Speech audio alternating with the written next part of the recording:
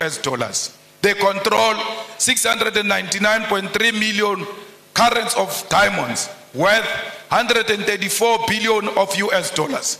3.6 billion tons of coal worth 216 billion US dollars. 287 million ounces of platinum worth 305 billion US dollars. These are the numbers that reflect British neocolonialism in the African continent.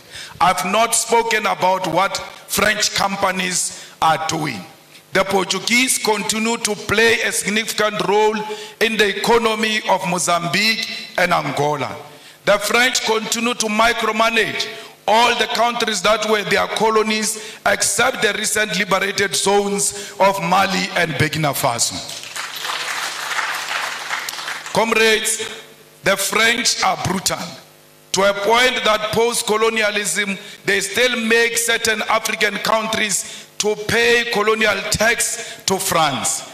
The French are brutal because some of their former colonies, their reserve banks are still in France. They are not in control of their own economy, yet they claim to have an independence.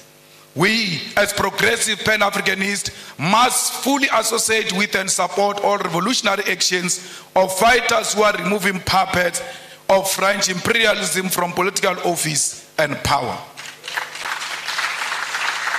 Not all these actions are revolutionary, because we must be careful of French-sponsored coups in Africa, where we think there is a revolution taking place in Guinea-Conakry, only to find that there is a French puppet who seeks to replace those who were there before. There is nothing revolutionary about the Guinea-Conakry coup. We ought to separate that there can never be a revolutionary coup that reinforces French imperialism on African soil. Anyone who comes into political office under the pretense that they are fighting a French puppet, while knowing they are the French puppet themselves, must be isolated by progressive Pan-Africanists. All French soldiers and military must leave the African continent, and this also should apply to neo-colonial military bases, including the African Command Center of the USA. We don't want the army of America, we don't want the army of France here, we don't want the army of anyone. We want African army on African soil. The Pan-Africanist Institute should therefore provide ideological, political, and technical weapons to all progressive forces of the African continent to fight against colonialism. There is a political trend that is being accepted by African heads of state and government, where one country convenes all 54 heads of African states and government. The United States of America, France, China, Russia, and United Kingdom convene all 54 heads of states and government for a meeting, and they all go following each other like Casey and Jojo as heads of states to listen to one head of state, 51 of them. Sometimes they disrespect them to a point where they put all 54 heads of states of Africa in a school bus to go and listen to one head of state. What happened to these men? Because all of them, majority of them are men. What happened to these fathers who go and bow combined to one man? Even if it's Putin, why would they all follow each other and go and listen to one person? What happened to their dignity and their authority as leadership? They must have leadership qualities to know that Putin is equal to them, that China is equal to their own single country, irrespective of their size, because what matters is sovereignty. And if China recognizes that sovereignty, will respect the president of that sovereign country as an individual. Comrade, Kwame Nkrumah noticed this when he said that neocolonialism also means the following: breaking up former large united colonial territories into a number of small non-viable states incapable of independent development. An external directed economic system and political policy, the state being obligated to take the manufactured products of the imperialist power to the exclusion of competing products from elsewhere. Payments towards the cost of running the state to ensure control over government policies and foreign capital is used for the exploitation rather than the development of less developed regions. Governor, on my way here, we saw how the people here are working the land. We saw that there is no piece of land here that is not being utilized to the benefit of our people. But the question remains, where do these people sell these things? Because they can't consume all of them. Yes, they must produce to feed themselves and feed the whole Kenya and feed the continent and the world. Is the government buying food that is produced fresh from this soil, or do we have companies that are owned by white people in Nairobi who bring finished products into the land that has got products that can be bought directly from our own people? We say people must work the land. After they work the land, their own governments in Africa do not procure from those people. Because if it does not have a white color, they don't like it. Our leaders like their colonizers more than us. That's why they always seek after anything that looks like colonizers.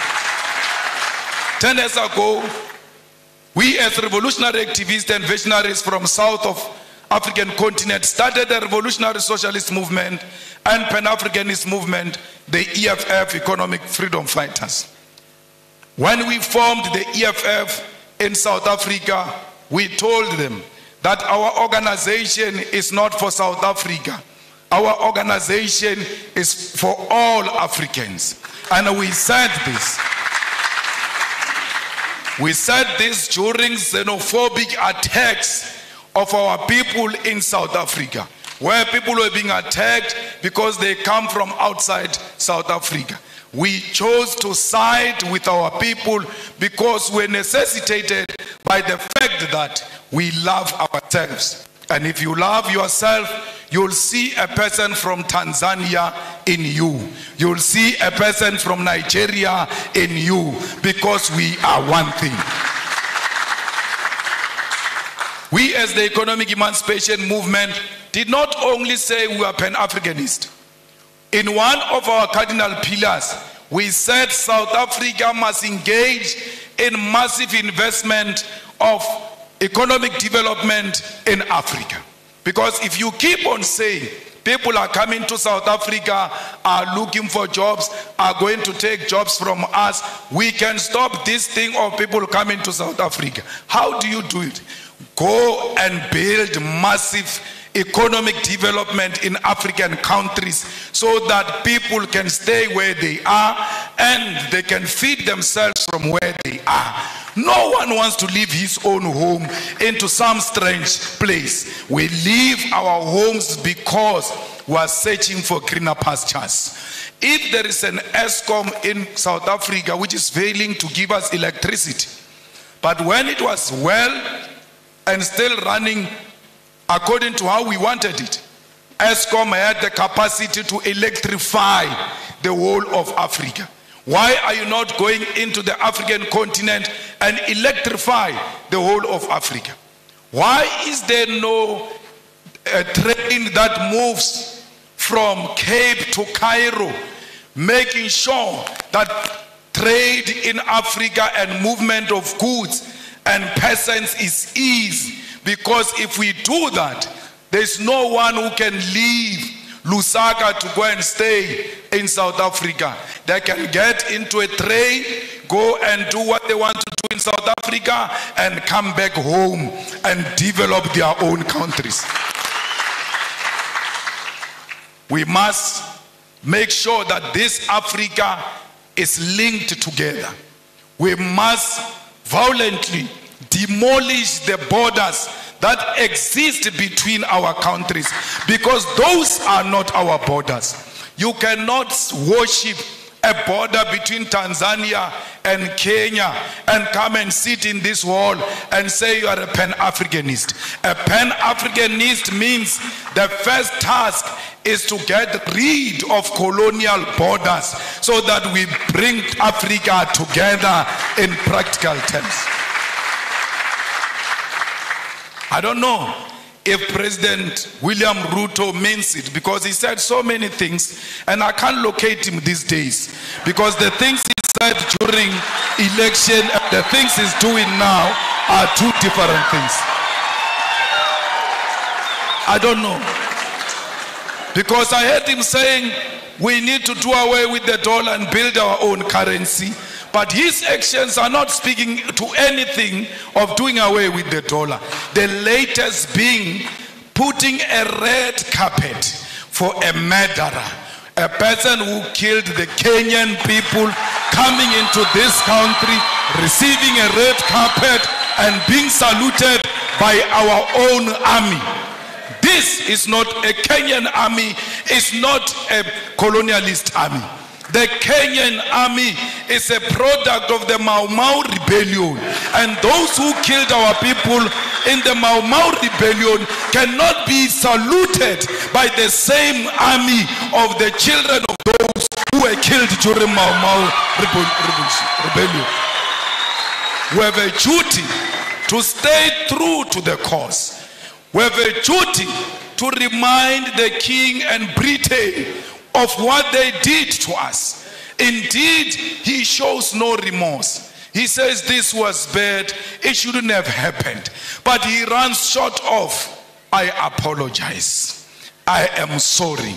He will never say he is sorry, for because he thinks that his race makes him superior and he's not qualified to apologize to those who are junior to him. We call upon the Kenyan government to be firm and to decide what they want to be. Do they want to be Pan-Africanist, or do they want to be proponents of neo-colonialism? You can't have it both. Only one call must be made, and that call is of Pan-Africanism. It's not easy being a Pan-Africanist, for because the mindset of our people is so colonized, they are going to isolate you. They are going to look at you as if you are a mad person. They are going to look at you as if you are unreasonable. But it is a cause worth pursuing because of the generation that came before us. We don't want visas. We want one currency for Africa, because our currency can be more powerful than the pound and the dollar combined, because London has got the biggest storage of gold, yet they don't have a single smallest mine of gold. Their economy is based on our minerals, and if we safeguard our minerals and protect them and say out of these minerals we are producing a currency that is going to compete internationally, we stand a good chance. We need African Central Bank. We need African Monetary Zone. We need African military combat, because these pockets of wars that are happening in Africa are not of our own making. They are sponsored wars, so that those who continue to steal our resources can do so uninterrupted as we fight ourselves, amongst ourselves. So we need a military, a common defense system, the African High Command that will ensure the stability and security of Africa.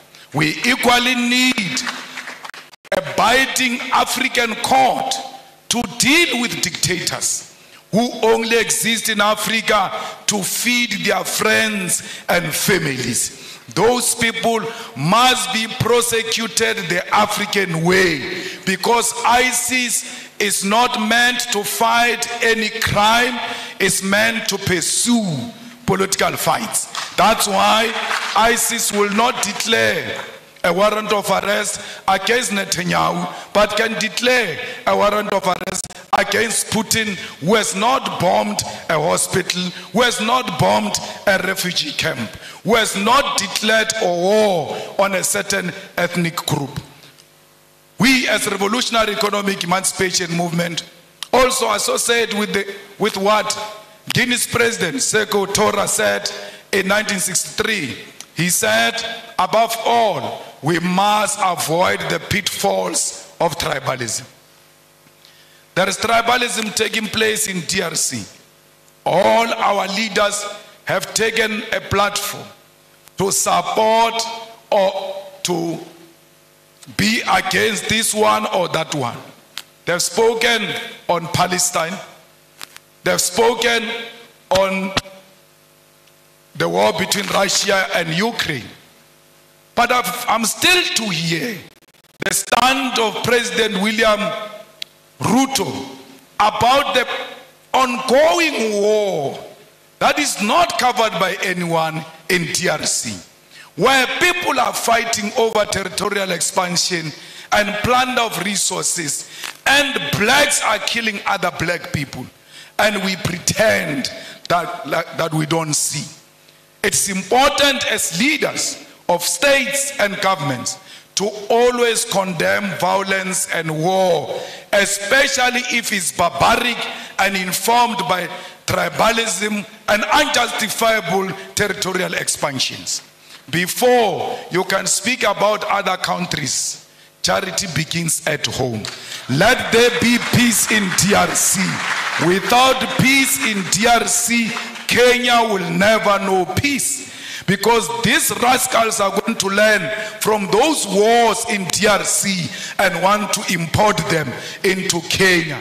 You have a duty to stop them there before they come into Kenya. Comrades, we will make sure the struggle of all immigrants, most of whom are economic migrants and asylum seekers in South Africa. We will never. In South Africa, they say to us, if you want to be elected, you must declare war on illegal immigrants. And illegal immigrants, they mean Africans. We have refused as the EFF that we will never declare war on any immigrant, illegal or legal. Illegal according to whose law? Because if you are illegal, you should have violated a certain law. Which African law did these people violate when they came to this side of Africa? Because they are still in the same territory of Africa. They are at home when they are in South Africa. We wish to tell them we're going to elections next year in South Africa. We wish to reiterate that, and we tell them all the time, if they want to elect us on the basis of xenophobia, they can keep their votes. We are not disparate for votes. We are disparate for the unity of Africa, and that's what we want to achieve in our lifetime. Remove the visas as an immediate step, and I heard Kenya is going to do that by December. Perhaps I must come back here in December unannounced, so to test if indeed President William Ruto means exactly what he said when he said there won't be visas in December.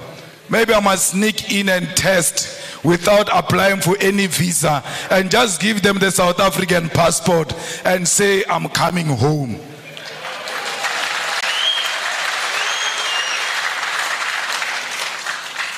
Mama, we want to commit in front of you and all the dignitaries who are here and the students that this Pan-African Institute will be supported by the EFF. We will ensure that indeed it has got a home in South Africa. We will not only support it verbally, we will put money into it, we will pay the staff members of the institute, we will also pay the offices of the institute, because we believe that we must speak one language as Africa. We will donate the books here at the university to ensure that every African writer has got his or her book in the Pan-Africanist Institute. Let's all spread the gospel.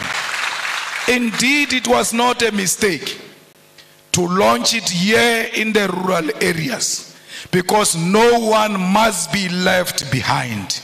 If you can carry on your back the rural communities, you have no any other option to go anywhere except to go to the urban.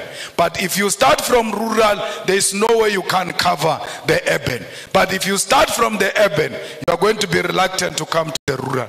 We are starting here to liberate our people in the rural areas, and we're going to the urban to ensure that everybody hears the message.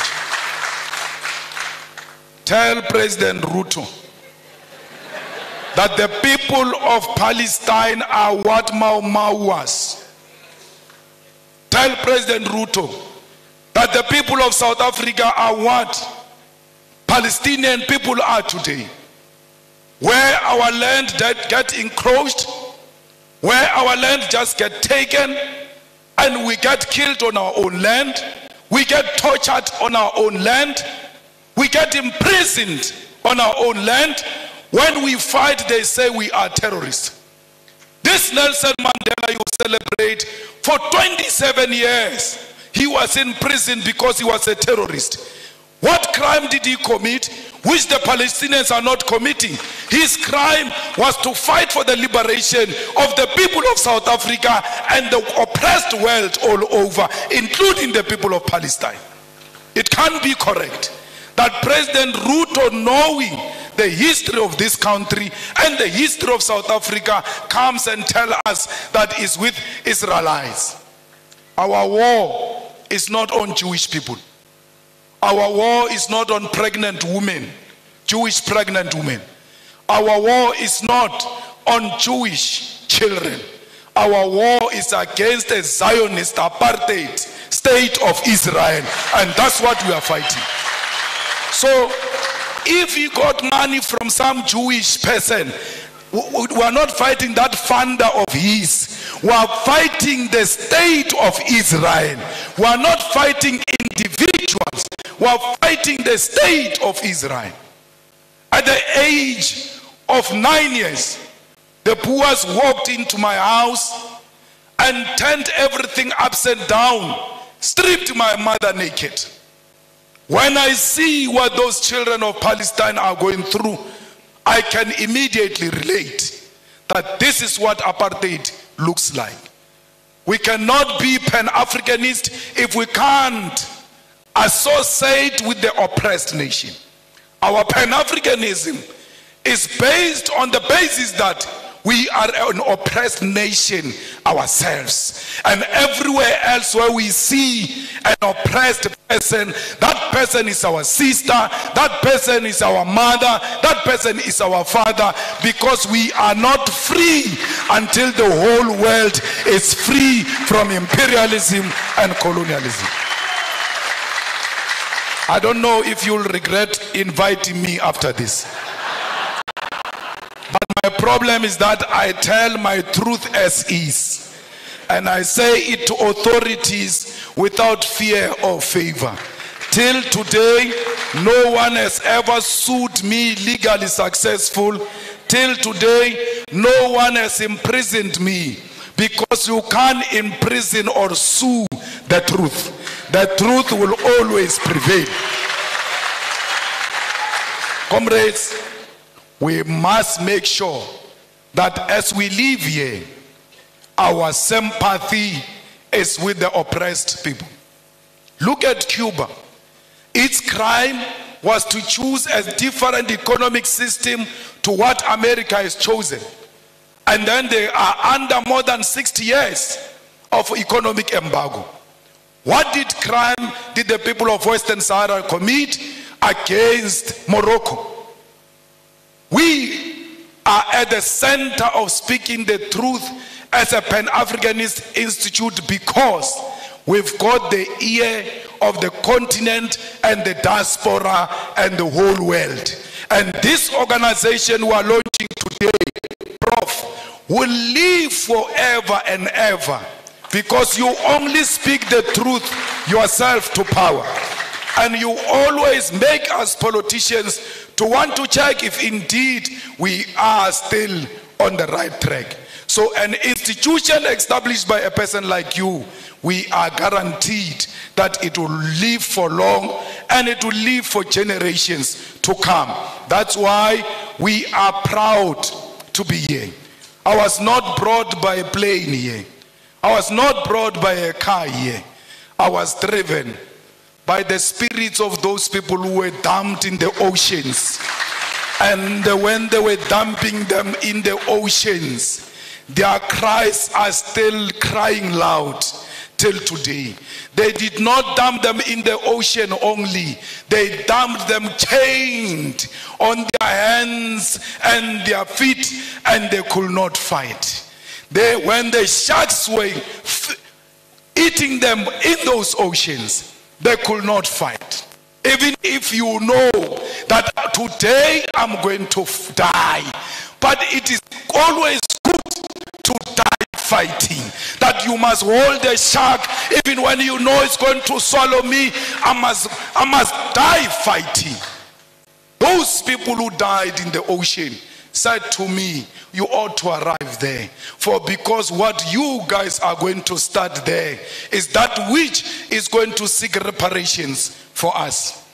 As you leave this place and going back to your home, remember the people who died in the plantation, beaten, treated like dogs.